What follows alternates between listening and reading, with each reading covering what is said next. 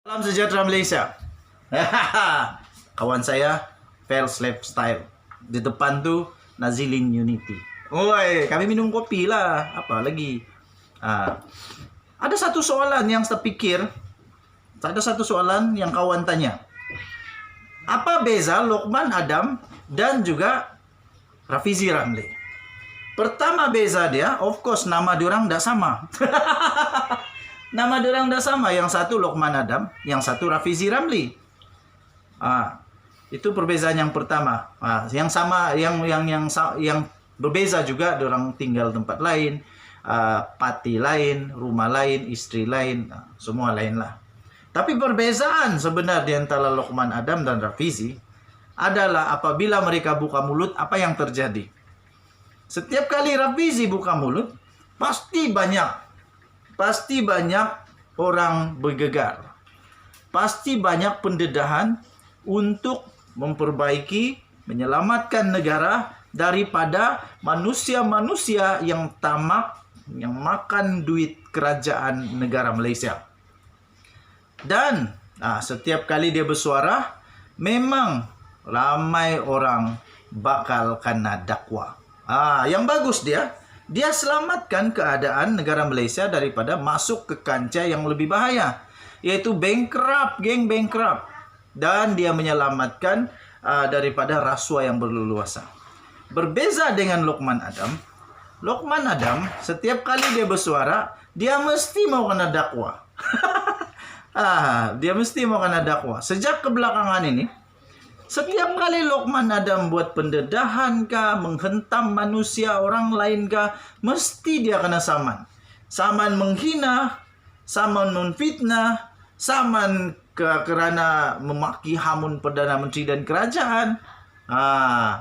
Itulah bezanya, tuan-tuan dan puan-puan. Apalagi beza antara Lokman Adam dan juga Rafizi. Fakta. Rafizi, setiap kali dia berbicara, dia mesti keluarkan fakta, dokumen lengkap. Sudah diaudit, dipersahkan, kan begitu kan bro? Apa-apa sajalah. Sudah di endorse. Sudah disahkan bahwa benda itu betul. Itu Rafizi. Manakala Lokman Adam, entah apa jadi dengan dia, setiap kali dia marah selalunya dia cakap selalunya emosi. Tetapi mungkin bukan semua lah. Ada juga yang fakta. Tapi kebanyakannya mungkin emosi sampai dia didakwa. Jadi ada orang tanya, kenapa kau tolong Rafizi? Dia pacik kau? Bukan, dia bukan pacik saya. Jauh sekali nenek saya. Lagipun Rafizi kan laki. Jadi Rafizi bukan jiran sebelah rumah. Dia tidak pernah belanja saya minum kopi. Tidak pernah. Dan saya pun bukan anak tiri kah, abang angkat kah, adik angkat kah, bukan. Tiada kena mengena saya dengan Rafizi. Oke. Satu lagi, Rafizi dan Lokman yang berbeza, mungkin profesionalisme. Lokman Adam, saya tidak tahu dia punya latar belakang, tapi Rafizi, dia adalah professional auditor. Dia professional auditor bertaraf dunia, antara bangsa. Dan dia berpengalaman dalam money trace dan juga berpengalaman di dalam forensik keuangan. Jadi, bercakap tentang nombor, tak payahlah lawan dengan Rafizi. Sebelum dia cakap, pasti dia sudah siasat sehabis betul.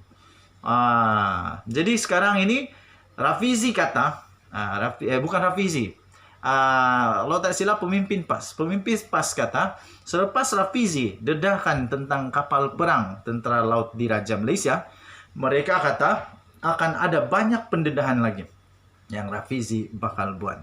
Dan ramai pemerhati politik, penganalisis politik, pengulas politik, kampung-kampung, bandar-bandar, pekan-pekan, dalam gua, atas rumah, dalam rumah, atas pokok, bawah pokok, dalam sungai, sambil berenang, apa sajalah. Semua memberi pendapat LSC, kapal perang Tentera Laut Diraja Malaysia itu, boleh menjadi isu seperti 1MDB, menjadi penyebab kekalahan kepada Barisan Nasional UMNO. Kita nantikan bersama-sama. Jadi apa pendapat kamu? Apalagi perbezaan yang ada dengan Rafizi dan Lokman Nur Adam. Kita jumpa lagi. Jangan terlampau menginum, bikin sakit tulang belakang. Denyut nadi suara rakyat bergema di channel ini. Kita jaga kita, sama-sama jaga Malaysia. Selamat menyambut Hari Malaysia. Selamat menyambut Hari Kemerdekaan. Selamat menyambut ulang tahun. Happy birthday kepada saya. Hei, dah lama lagi saya birthday. Kita jumpa lagi. Bye-bye. Salam sejahtera Malaysia. Denyut nadi suara rakyat terus bergema di channel ini. Hurrah! Ho! Antara yang paling jijik di dunia ini ialah kau pegang tai lah. Yang pasti. Jangan pegang tai sebab jijik. Memang jijik amat. Tapi seburuk-buruk manusia taklah sejijik sampai macam tai. Tapi ini saya mau kongsi satu berita nih. Satu berita yang mana Menteri UMNO sendiri menggelar seorang nih jijik. Jijik. Siapa dia?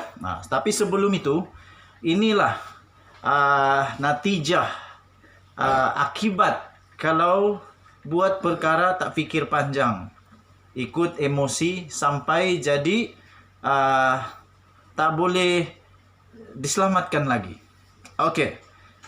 Lokman Nur Adam adalah nama yang memang terkenal di seluruh Malaysia. Siapa tidak kenal dengan Lokman Nur Adam? Setiap kali dia bersuara, memang ada saja yang dia kena saman. Setiap kali dia bersuara, kalau dia tidak kena saman, dia kena saman fitnah, dia kena saman macam-macam. Sama ada dia menghina mahkamah kah? Itulah Lokman Adam. Saya bukan kata Lokman Adam tak bagus, bagus dia. Tapi kadang-kadang tindakan dia ada yang membuat salah. Terbaru ini tuan-tuan dan puan-puan, saya tidak pasti kalau dia sedar atau tidak, tapi tindakan dia itu sebenarnya boleh membahayakan Najib Razak. Najib Razak memerlukan sekurang-kurangnya 4 orang ini di dalam lembaga pengampunan untuk dia dapat diampuni. Tetapi entah macam mana Lokman Adam tanpa terpikir mungkin rasanya, tak sedar rasanya, yang dia hentam pula ini orang-orang penting di dalam lembaga pengampunan. Lembaga pengampunan yang wajib ada ialah pertama yang di Pertuan Agong. Kedua, menteri di tempat kesalahan itu berlaku. Siapa dia? Syahidan Kasim, Menteri Wilayah Persekutuan. Dan 2 orang lagi, 2 atau 3 orang lagi adalah rakyat sivil. Dan selalu rakyat sivil ini adalah Perdana Menteri. Dan satu lagi adalah AG. AG yaitu Peguam Negara. Masalah dia sekarang, Lokman Adam pergi hentam Perdana Menteri. Dia pergi hentam Perdana Menteri. Kedua, dia minta pula tukar Peguam Negara. Aduh, pening kepala. Kesian, sedih. Jadi, tuan-tuan dan puan-puan, Syahidan nih, dia menteri. Of course, dia backing dia punya bos. Bos dia siapa lagi kalau bukan Perdana Menteri Datuk Seri Ismail Sabri Yaakob. Sehingga Syahidan kata, dia nak sebut nama Lokman pun jijik. Wah, ini tak payahlah kasih terang-terang. Nggak payah kita kasih terang panjang lebar pula. Panjang lebar sudah tahu bahwa Syahidan sakit hati. Syahidan sakit hati kerana dihentamnya poster boy Barisan Nasional. Perdana Menteri, bos Syahidan. Lepas itu AG pun kena. Aduh. Tuan-tuan dan puan-puan yang dihormati sekalian. Tindakan bekas ahli Majlis Tertinggi UMNO, Datuk Lokman Nur Adam yang sering menjadikan Perdana Menteri Datuk Seri Ismail Sabri Yaakob sebagai sasaran kecaman adalah tidak wajar. Demikian kata Datuk Seri Syahidan Kasim. Pertama saya mau tanya, Lokman Adam nih, kapasiti apa sebenarnya dia bercakap bagi UMNO nih? Apa kapasiti dia? Dia EJK makanan kah? Ataupun EJK peralatan? Tiada. Dia tiada apa-apa sudah peranan dalam UMNO. Tapi mulut laser dia itu tetap nomor 1. Ketua UMNO bahagian Arau itu, yaitu Datuk Seri Syahidan Kasim itu kata, dia berkata jijik untuk menyebut individu dalam UMNO yang sebelum ini telah dipecat Tetapi diambil semula menjadi ahli parti yang sering memaki Ismail Sabri. Malah turut dipertikai jawatan yang dipegang oleh Lokman sehingga dia boleh sesuka hati mengecam, membidas, menghentam, memaki Hamun pemimpin tertinggi negara Malaysia. Kata Syahidan Kasim, saya hendak beritahu dan tidak mau sebut namanya, serta tidak perlu diketengah secara hebat. Kita pun tidak tahu dia siapa. Yang saya tahu, dia bukan EJK bahagian, cawangan, tapi bercakap seolah-olah juru cakap UMNO dan dia maki Perdana Menteri pula. Mana boleh begini? Saya rasa dia tidak wajar diberi pengiktirafan oleh mana-mana pihak, terutama oleh ahli UMNO. Katanya ketika dipetik semasa satu sidang akbar. Syahidan yang juga adalah Menteri Wilayah Persekutuan berkata, Lokman tidak harus mempersoalkan keputusan Ismail Sabri sebagai posto boy pada pilihan raya umum ke-15 nanti. MT UMNO sudah buat keputusan posto boy adalah Ismail Sabri dan tidak ubah serta rakyat menyokong beliau. Saya rasa satu masa maafkan saya inilah kadang-kadang berkulut lidah. Saya sampai satu masa rasa jijik hendak sebut nama orang ini kerana sering memaki Perdana Menteri, katanya lagi.